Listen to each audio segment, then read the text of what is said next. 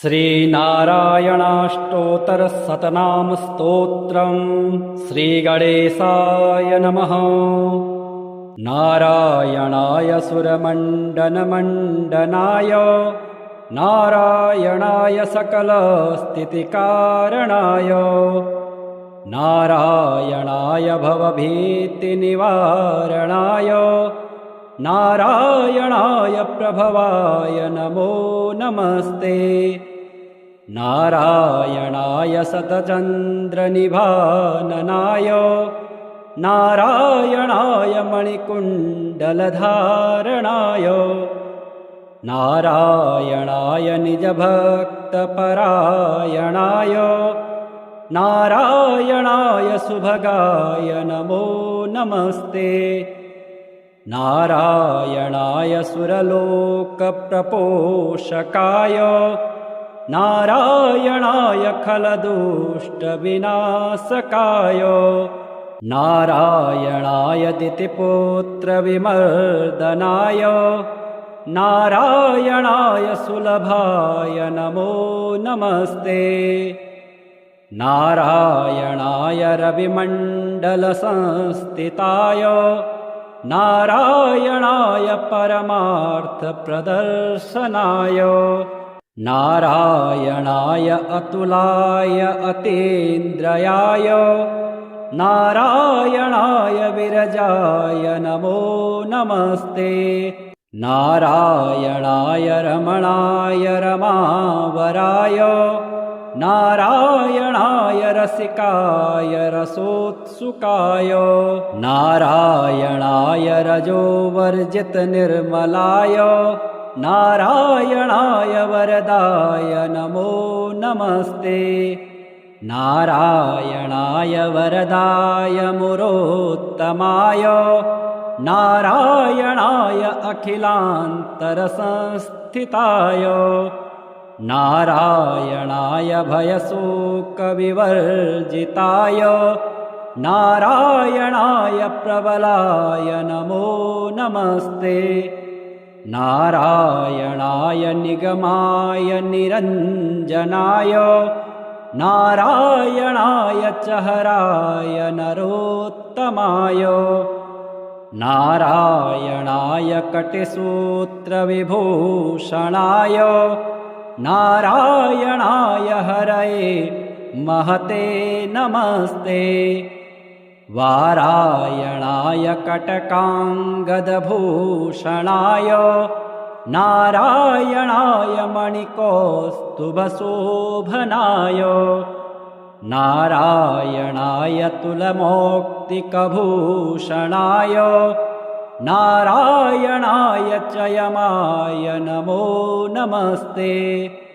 नारायणाय रविकोटिप्रतापनाय नारायणाय शशिकोटिसुशीतलाय नारायणाय यमकोटिदुरासदाय नारायणाय करुणाय नमो नमस्ते।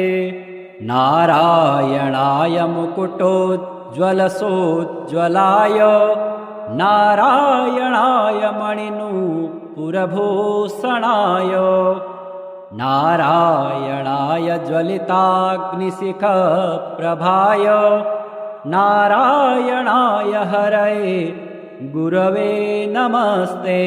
नारायणाय दशकण्ठविमर्दनाय नारायणाय विनतात्मजवाहनाय नारायणाय मणिकौस्तुभभूषणाय नारायणाय परमाय नमो नमस्ते। नारायणाय विदुराय च माधवाय नारायणाय कमठाय महीधराय नारायणाय उर्गाधिपमञ्चकाय नारायणाय विरजापतये नमस्ते। नारायणाय रविकोटिसमाम्बराय नारायणाय च हराय मनोहराय नारायणाय निजधर्मप्रतिष्ठिताय नारायणाय च मखाय नमो नमस्ते नारायणाय भवरोगरसायनाय नारायणाय शिवचापप्रतोट्टनाय नारायणाय निजवानरजीवनाय नारायणाय सुभुजाय नमो नमस्ते नारायणाय सुरथाय सुहृच्छिताय नारायणाय कुशलाय धुरन्धराय नारायणाय गजपाशविमोक्षणाय नारायणाय जनकाय नमो नमस्ते नारायणाय निजभृत्यप्रपोषकाय नारायणाय शरणागतपञ्जराय नारायणाय पुरुषाय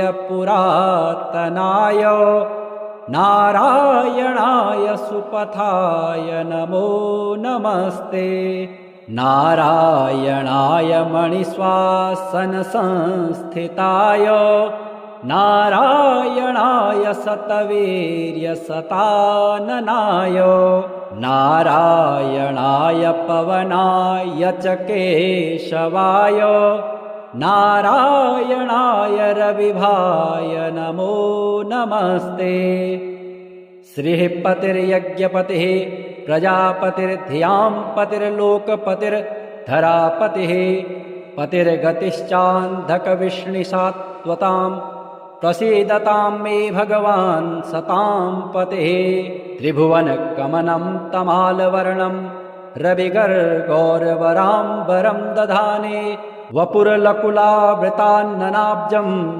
विजयसखेरतिरस्तु मे नवद्य अष्टोत्तराधिकशतानि सुकोमलानि नामानि ये सुकृतिनः सततं स्मरन्ति तेनेकजन्मकृतपापचयात् विमुक्ता नारायणे व्यवहितां गतिमाप्नुवन्ति ॐ विष्णुपञ्जरकं दिव्यं सर्वदुष्टनिवारणम् उग्रतेजो महावीर्यं सर्वशत्रुनिकृन्तनं त्रिपुरं दहमानस्य हरस्य ब्रह्मणोदितं तदहं सम्प्रवक्ष्यामि आत्मरक्षाकरं नृणाम् पादौ रक्षतु गोविन्दो जङ्घे चैव त्रिविक्रमः ऊरू मे केशवः पातु कटिं चैव जनार्दनः नाभिं चैवाच्युतः पातु गुह्यं चैव तु वामनः उदरं पद्मनाभश्च पृष्ठं चैव तु माधवः वामपार्श्वं तथा विष्णुर्दक्षिणं मधुसूदनः बाहुवे वासुदेवश्च हृदि दामोदरस्तथा कण्ठं रक्षतु वाराह कृष्णश्च मुखमण्डलं माधवः कर्णमूले तु हृषिकेशश्च नासिके नेत्रे नारायणो रक्षेत् ललाटं गरुडध्वजः कपोलौ केशवो रक्षेत् वैकुण्ठः सर्वतो दिशम्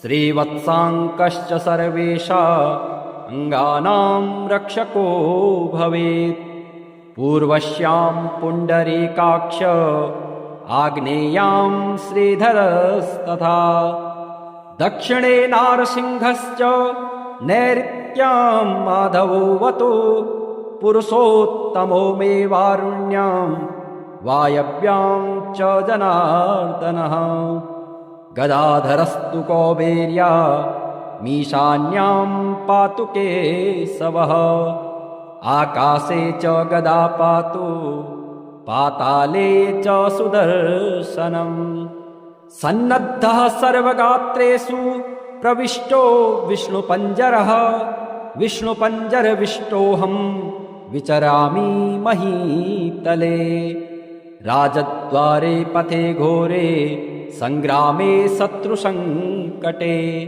नदीषु च रणे चैव चोरव्याघ्रभयेषु च डाकिनी प्रेतभूतेषु भयं तस्य न जायते रक्ष रक्ष महादेव रक्ष रक्ष जनेश्वर रक्षन्तु देवताः सर्वा ब्रह्मा विष्णुमहेश्वरः जले रक्षतु वाराह स्थले रक्षतु वामनः अटव्यां नारसिंहश्च सर्वतः पातु केशवः दिवा रक्षतु मां सूर्यो रात्रौ रक्षतु चन्द्रमः पन्थानां दुर्गमं रक्षेत् सर्वमेव जनार्दनः रोगविघ्नहतश्चैव ब्रह्मः गुरुतल्पगः स्त्रीहन्ता बालघाती च सुरापो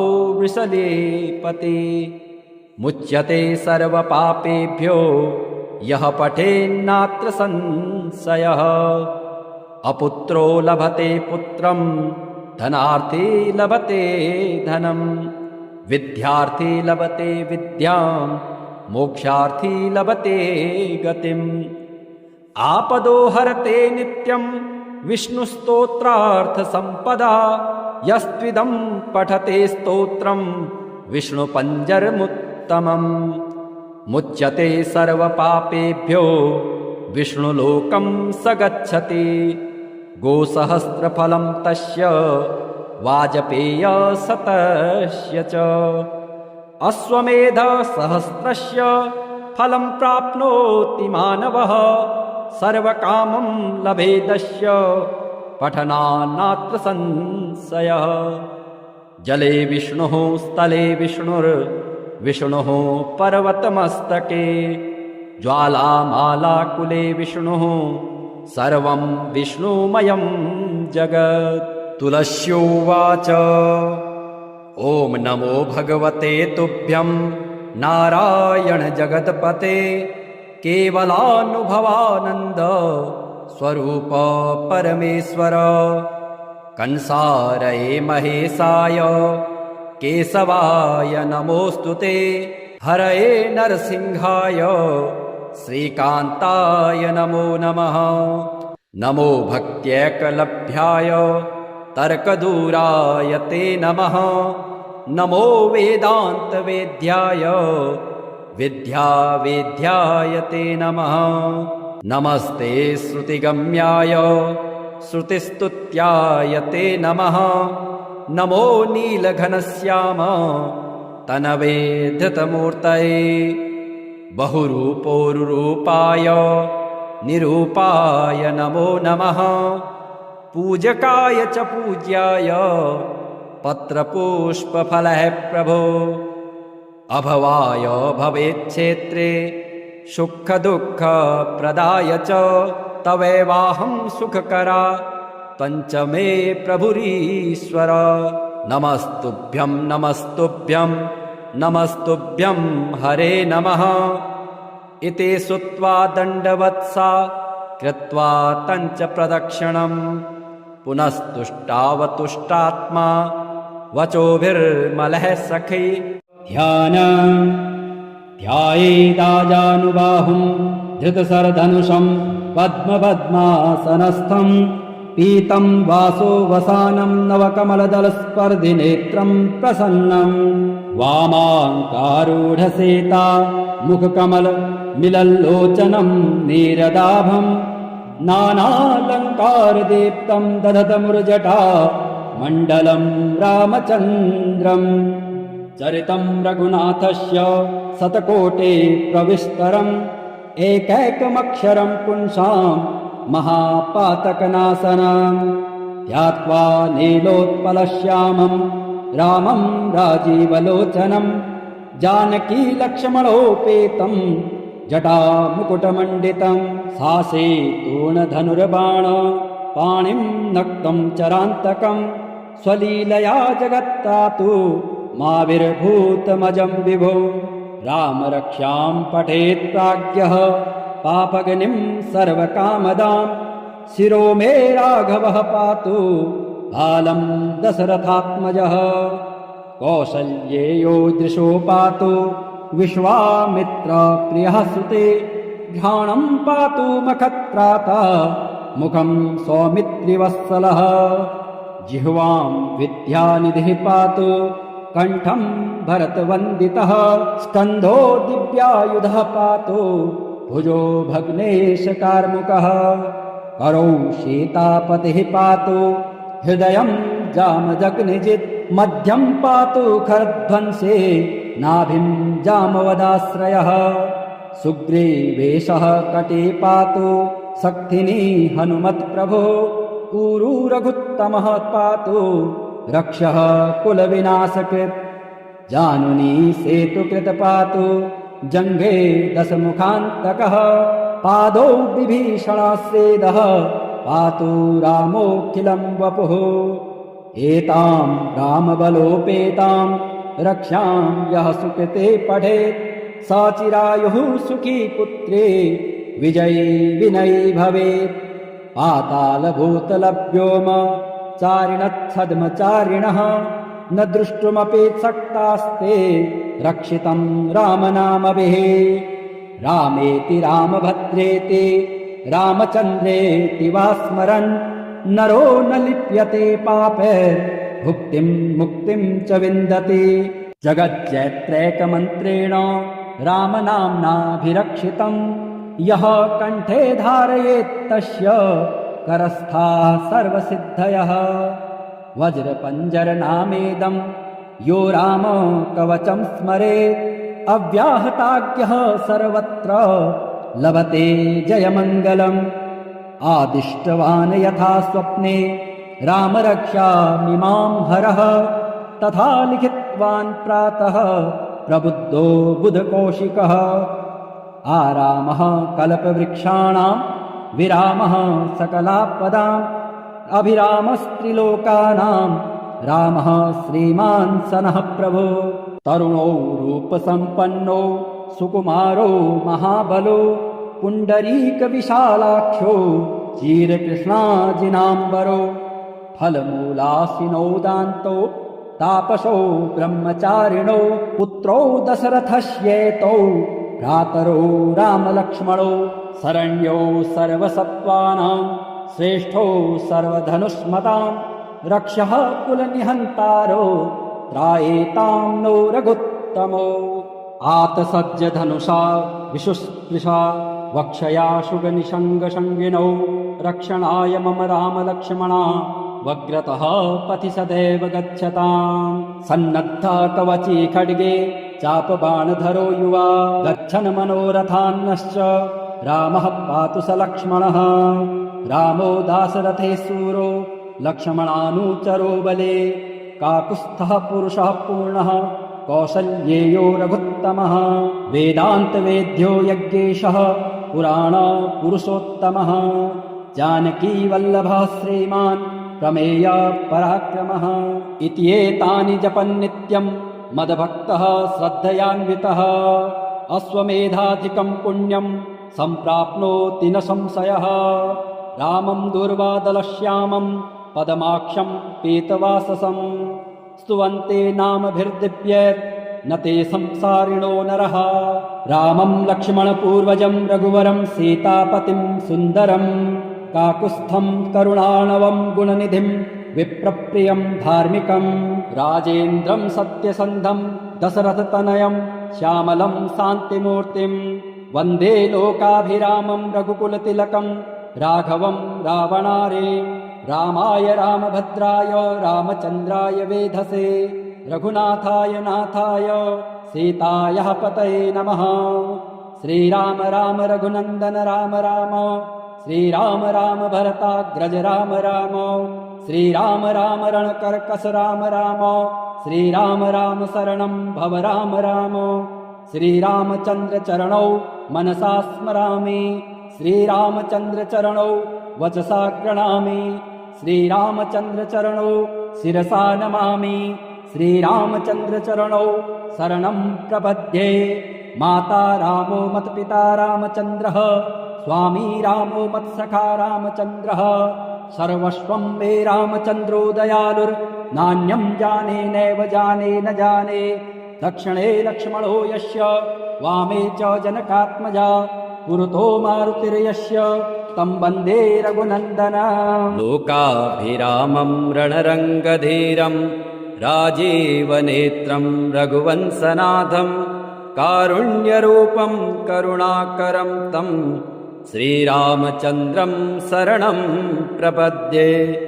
मनोजवं मारुततुल्यवेगं, जितेन्द्रियं बुद्धिमतां वरिष्ठं, वातात्मजं वानरयूथमुख्यं श्रीरामदूतं शरणं प्रपद्ये। कूजन्तं राम रामेति मधुरं मधुराक्षरम्, आरुह्य कविताशाखां वन्दे वाल्मीकिकोकिलम्।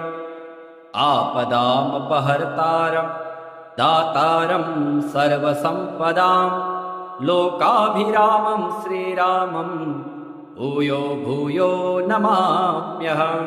हर्जनं भवबीजानां मर्जनं सुखसम्पदां, तर्जनं यमदूतानां राम रामेति गर्जनम्। रामो राजमणिः सदा विजयते, रामं रमेशं भजे। रामेणाविहता निशाचरचमो, रामाय तस्मै नमः। रामान्नास्ति परायणं परतरं, रामस्य दासोऽस्म्यहम्। रामे चित्तलयः सदा भवतु मे, ओ राम मामुद्धर। राम रामेति रामेति रमे रामे मनोरमे, सहस्रनाम तत्तुल्यं राम नाम वरानने। नारायणाय सुरमण्डनमण्डनाय, नारायणाय सकलस्थितिकारणाय, नारायणाय भवभीतिनिवारणाय, नारायणाय प्रभवाय नमो नमस्ते। नारायणाय शतचन्द्रनिभाननाय, नारायणाय मणिकुण्डलधारणाय, नारायणाय निजभक्तपरायणाय, नारायणाय सुभगाय नमो नमस्ते। नारायणाय सुरलोकप्रपोषकाय, नारायणाय खलदुष्टविनाशकाय, नारायणाय दितिपुत्रविमर्दनाय, नारायणाय सुलभाय नमो नमस्ते।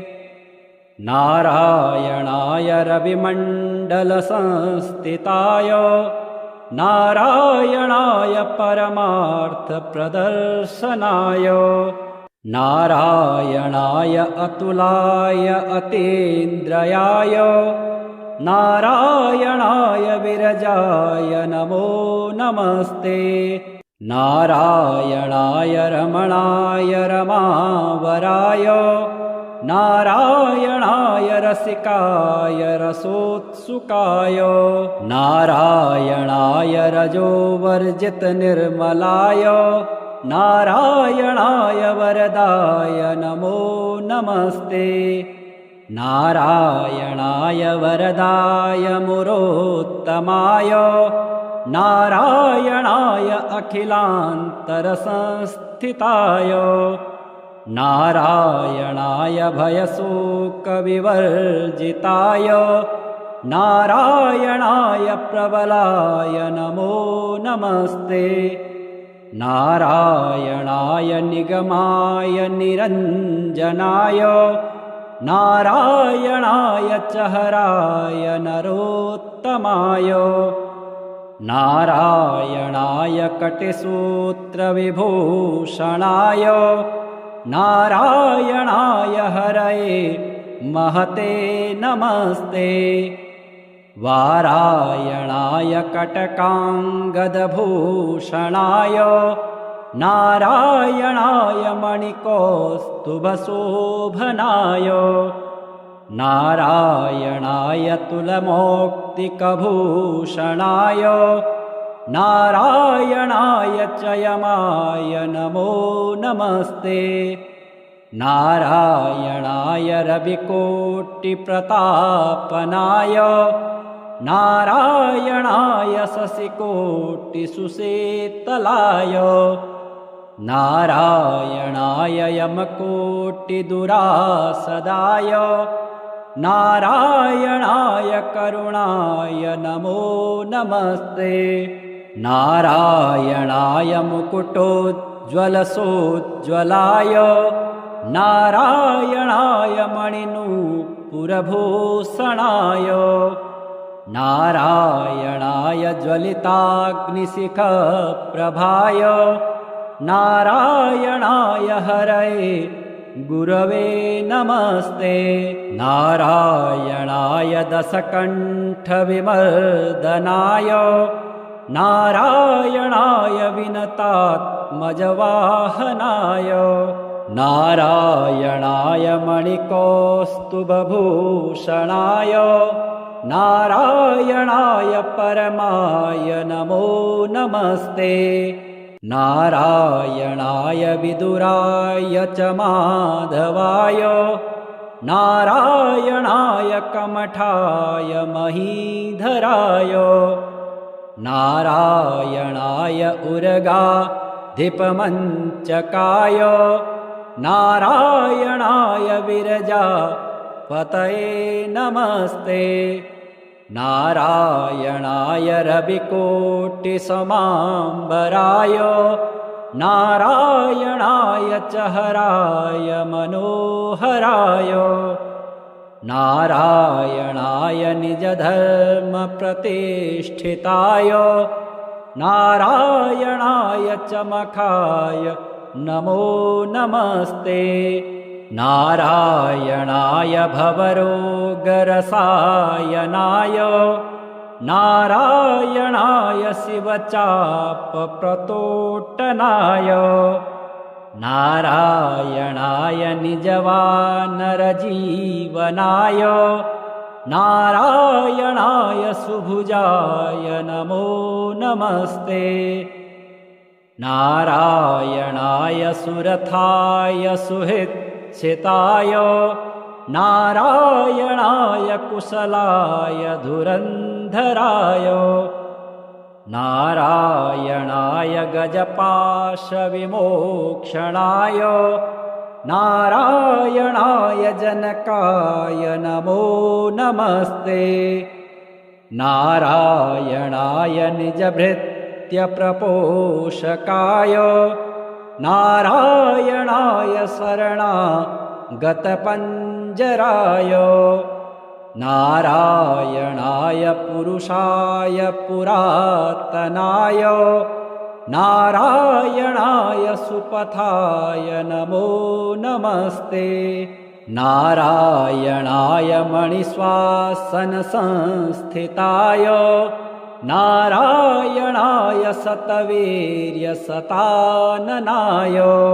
नारायणाय पवनाय च केशवाय नारायणाय रविभाय नमो नमस्ते श्रीपतिर्यज्ञपतिः प्रजापतिर्धियां पतिर्लोकपतिर्धरापतिः पतिर्गतिश्चान्धकविष्णुसात्वतां प्रसीदतां मे भगवान् सतां पतिः त्रिभुवनकमनं तमालवर्णं रविगर्गौरवराम्बरं दधाने वपुरलकुलावृतान्ननाब्जं विजयसखेरतिरस्तु मे नवद्य अष्टोत्तराधिकशतानि सुकोमलानि नामानि ये सुकृतिनः सततं स्मरन्ति तेनेकजन्मकृतपापचयात् विमुक्ता नारायणे व्यवहितां गतिमाप्नुवन्ति। ॐ विष्णुपञ्जरकं दिव्यं सर्वदुष्टनिवारणम् उग्रतेजो महावीर्यं सर्वशत्रुनिकृन्तनं त्रिपुरं दहमानस्य हरस्य ब्रह्मणोदितं तदहं सम्प्रवक्ष्यामि आत्मरक्षाकरं नृणाम्।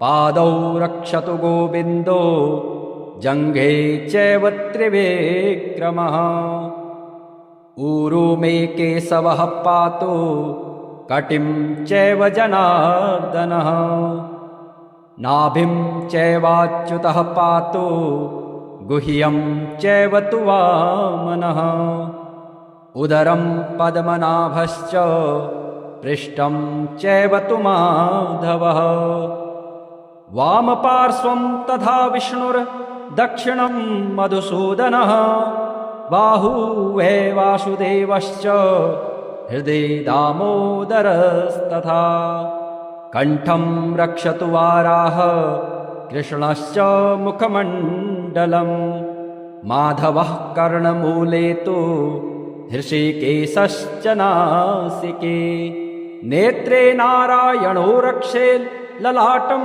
गरुडध्वजः कपोलो केशवो रक्षेत् वैकुण्ठः सर्वतो दिशम् श्रीवत्साङ्कश्च सर्वेषा अङ्गानां रक्षको भवेत् पूर्वस्यां पुण्डरीकाक्ष आग्नेयां श्रीधरस्तथा दक्षिणे नारसिंहश्च नैऋत्यां माधवोऽवतु पुरुषोत्तमो मे वारुण्यां वायव्यां च जनार्दनः गदाधरस्तु कौबेर्या मीशान्यां पातु केशवः आकाशे च गदा पातु पाताले च सुदर्शनम् सन्नद्धः सर्वगात्रेषु प्रविष्टो विष्णुपञ्जरः विष्णुपञ्जरविष्टोऽहं विचरामि महीतले राजद्वारे पथे घोरे सङ्ग्रामे शत्रुसङ्कटे नदीषु च रणे चैव चोरव्याघ्रभयेषु च डाकिनी प्रेतभूतेषु भयं तस्य न जायते रक्ष रक्ष महादेव रक्ष रक्ष जनेश्वर रक्षन्तु देवताः सर्वा ब्रह्मा विष्णुमहेश्वरः जले रक्षतु वाराह स्थले रक्षतु वामनः अटव्यां नारसिंहश्च सर्वतः पातु केशवः दिवा रक्षतु मां सूर्यो रात्रौ रक्षतु चन्द्रमः पन्थानां दुर्गमं रक्षेत् सर्वमेव जनार्दनः रोगविघ्नहतश्चैव ब्रह्मः गुरुतल्पगः स्त्रीहन्ता बालघाती च सुरापो वृषलेपति मुच्यते सर्वपापेभ्यो यः पठेन्नात्र संशयः अपुत्रो लभते पुत्रं धनार्थी लभते धनं विद्यार्थी लभते विद्यां मोक्षार्थी लभते गतिम् आपदो हरते नित्यं विष्णुस्तोत्रार्थसम्पदा यस्त्विदं पठते स्तोत्रं विष्णुपञ्जरमुत्तमम् मुच्यते सर्वपापेभ्यो विष्णुलोकं स गच्छति गोसहस्रफलं तस्य वाजपेयशतस्य च अश्वमेधसहस्रस्य फलं प्राप्नोति मानवः सर्वकामं लभेदस्य पठनान्नात्र संशयः जले विष्णुः स्थले विष्णुर्विष्णुः पर्वतमस्तके ज्वालामालाकुले विष्णुः सर्वं विष्णुमयं जगत्। तुलस्योवाच ॐ नमो भगवते तुभ्यं नारायण जगत्पते केवलानुभवानन्द स्वरूप परमेश्वर। कंसारये महेशाय केशवाय नमोऽस्तुते। हरये नरसिंहाय श्रीकान्ताय नमो नमः।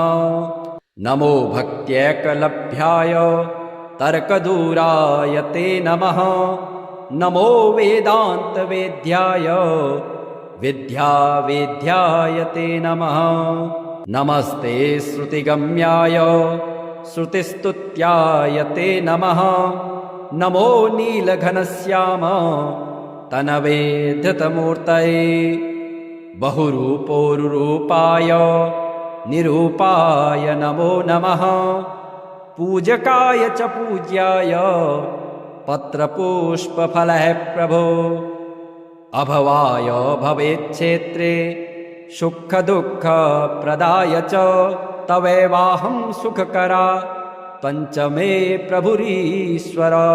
नमस्तुभ्यं नमस्तुभ्यं नमस्तुभ्यं हरे नमः। इति श्रुत्वा दण्डवत्सा कृत्वा तञ्च प्रदक्षिणम् पुनस्तुष्टावतुष्टात्मा वचोभिर्मलः सखी। ध्यायेदाजानुबाहुं धृतशरधनुषं पद्मपद्मासनस्थं पीतं वासो वसानं नवकमलदलस्पर्धिनेत्रं प्रसन्नं। वामाङ्कारूढसेता मुखकमलमिलल्लोचनं नीरदाभं नानालङ्कारदीप्तं दधतमुर्जटा मण्डलं रामचन्द्रम्। चरितं रघुनाथस्य शतकोटे प्रविस्तरम् एकैकमक्षरं पुंसां महापातकनाशनं। ध्यात्वा नीलोत्पलश्यामं रामं राजीवलोचनं जानकी लक्ष्मणोपेतं जटामुकुटमण्डितं।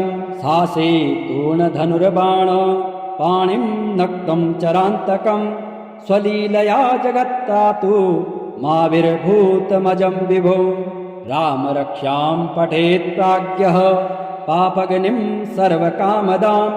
शिरो मे राघवः पातु बालं दशरथात्मजः। कौसल्येयो दृशो पातु विश्वामित्र प्रियः सुते। घ्राणं पातु मखत्राता मुखं सौमित्रिवत्सलः। जिह्वां विद्यानिधिः पातु कण्ठं भरतवन्दितः। स्कन्धो दिव्यायुधः पातु भुजो भग्नेशकार्मुकः। करौ सीतापतिः पातु हृदयं जामदग्निजित्। मध्यं पातु खरध्वंसे नाभिं जामवदाश्रयः। सुग्रीवेशः कटे पातु शक्तिनी हनुमत्प्रभो। ऊरू रघुत्तमः पातु रक्षः कुलविनाशकृत्। जानुनी सेतुकृत पातु जङ्घे दशमुखान्तकः। पादौ विभीषणस्येदः पातु रामोऽखिलं वपुः। एतां रामबलोपेतां रक्षां यः सुकृते पठेत् स चिरायुः सुखी पुत्रे विजयी विनयी भवेत्। पातालभूतलव्योम चारिणच्छद्मचारिणः न द्रष्टुमपेक्षक्तास्ते रक्षितं रामनामभिः। रामेति रामभद्रेति रामचन्द्रेति वा स्मरन् नरो न लिप्यते पापैर्भुक्तिं मुक्तिं च विन्दति। जगज्जैत्रैकमन्त्रेण रामनाम्नाभिरक्षितं यः कण्ठे धारयेत् तस्य करस्थाः सर्वसिद्धयः। वज्रपञ्जरनामेदं यो राम कवचं स्मरेत् अव्याहताज्ञः सर्वत्र लभते जयमङ्गलम्। आदिष्टवान् यथा स्वप्ने रामरक्षामिमां हरः तथा लिखितवान् प्रातः प्रबुद्धो बुधकौशिकः। आरामः कल्पवृक्षाणां विरामः सकलापदाम् अभिरामस्त्रिलोकानां रामः श्रीमान् सनः प्रभो तरुणो रूपसम्पन्नो सुकुमारो महाबलो पुण्डरीकविशालाक्षो चीरकृष्णाजिनाम्बरो फलमूलासिनो दान्तो तापसो ब्रह्मचारिणो पुत्रो दशरथस्येतौ भ्रातरो रामलक्ष्मणो शरण्यो सर्वसत्त्वानां श्रेष्ठो सर्वधनुष्मतां रक्षः कुलनिहन्तारो त्रायेतां नो रघुत्तमो आतसज्जधनुषा विशुस्पृशा वक्षया शुगनिषङ्गशङ्गिनौ रक्षणाय मम रामलक्ष्मणा वग्रतः पथि सदैव गच्छताम् सन्नद्धा कवची खड्गे चापबाणधरो युवा गच्छन् मनोरथान्नश्च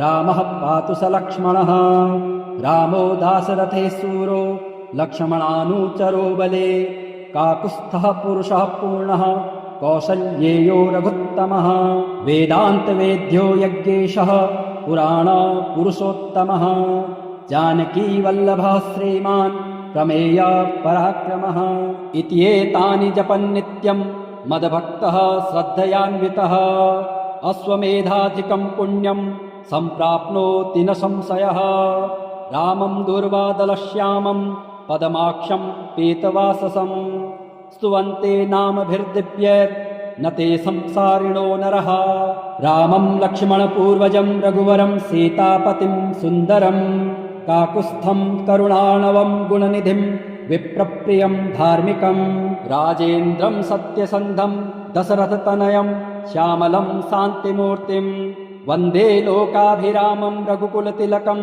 राघवं रावणारे रामाय रामभद्राय रामचन्द्राय वेधसे रघुनाथाय नाथाय सीतायाः पतये नमः श्रीराम राम रघुनन्दन राम राम श्रीराम राम भरताग्रज राम राम श्रीराम राम रणकर्कश राम राम श्रीराम राम शरणं भव राम राम श्रीरामचन्द्रचरणौ मनसा स्मरामि श्रीरामचन्द्रचरणौ वचसा गृणामि श्रीरामचन्द्रचरणौ शिरसा नमामि श्रीरामचन्द्रचरणौ शरणं प्रपद्ये माता रामो मत्पिता रामचन्द्रः स्वामी रामो मत्सखा रामचन्द्रः सर्वस्वं मे रामचन्द्रो दयालुर्नान्यं जाने नैव जाने न जाने दक्षिणे लक्ष्मणो यस्य वामे च जनकात्मजा पुरतो मारुतिर्यस्य तं वन्दे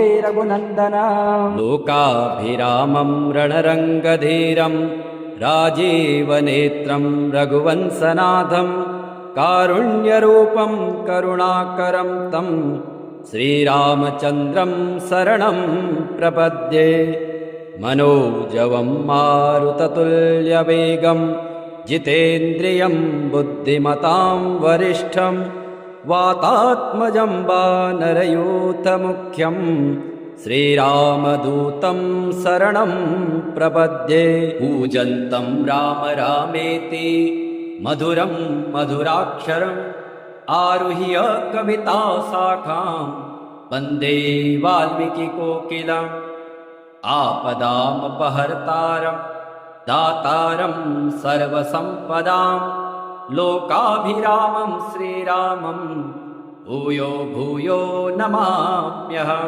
हर्जनं भवबीजानामर्जनं